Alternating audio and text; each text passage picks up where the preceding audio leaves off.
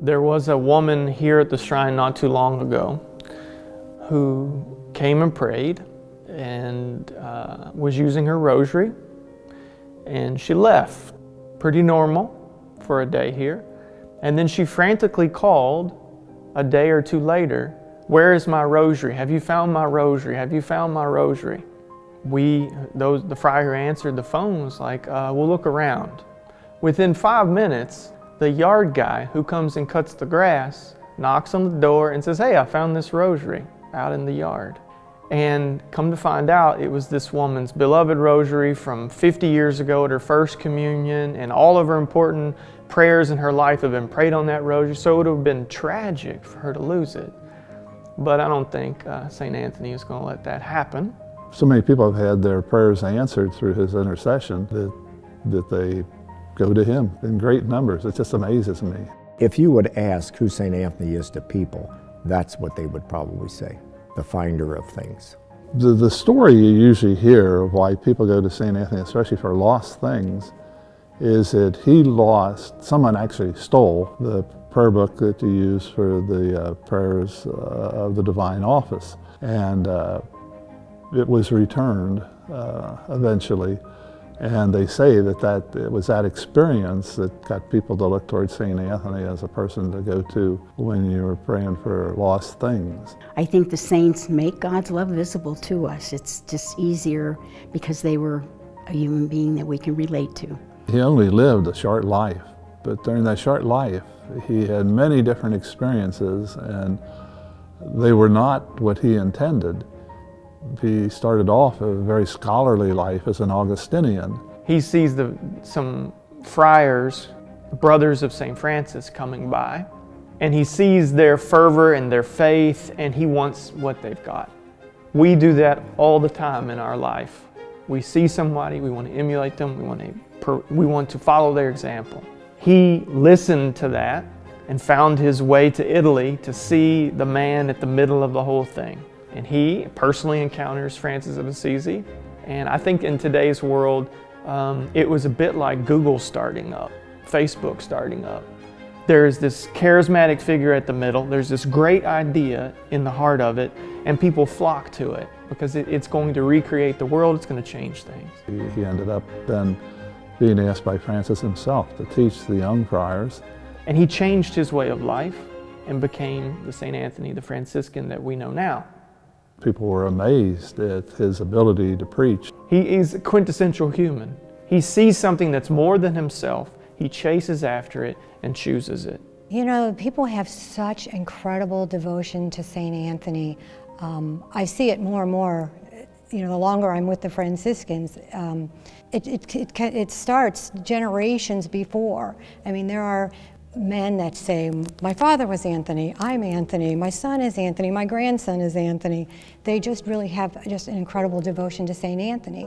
Cincinnati and its people have a fondness for Franciscans because we came here in 1844, so we've been around a long, long time. This chapel and the property was given to us in 1888, and it's been here ever since, and the monastery was added onto it right away.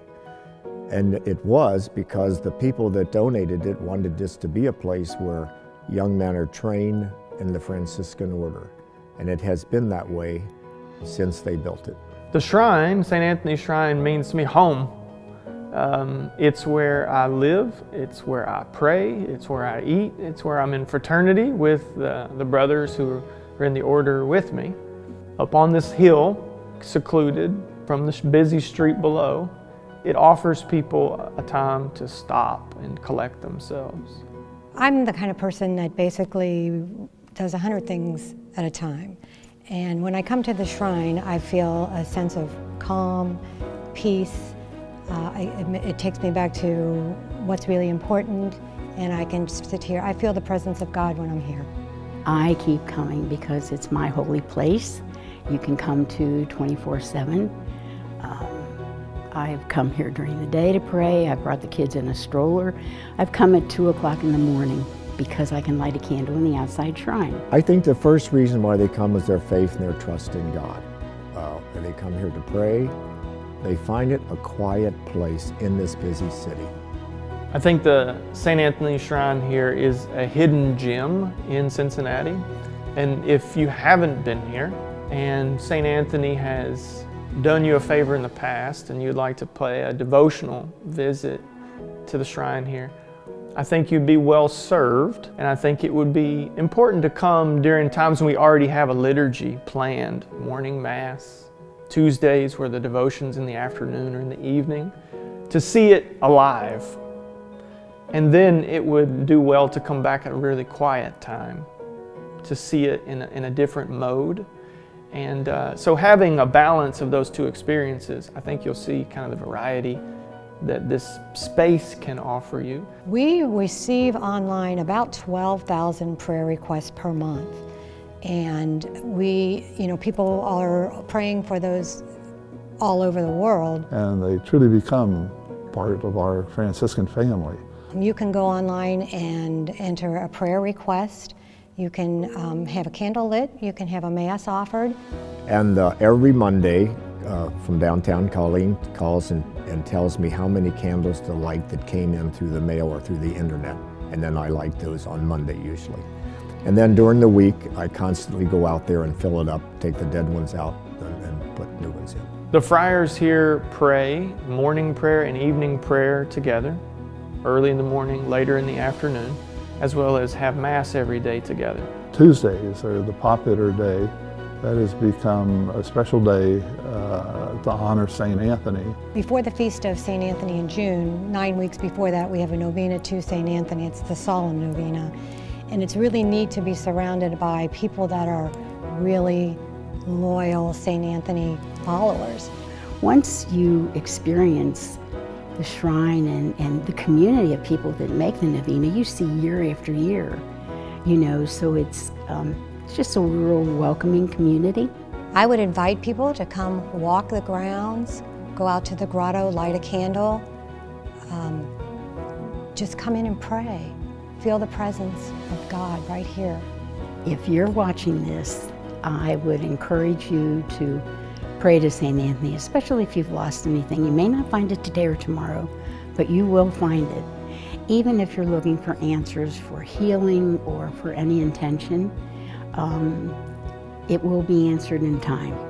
And I think that if you can ever come to St. Anthony to experience one of the novena services, that would be wonderful. I think there is a part of all of us, if we're honest enough to give ourselves to God, that God can do amazing things in us. And so why not come and talk to someone in prayer who's been there, done that, and who can help guide us along the way?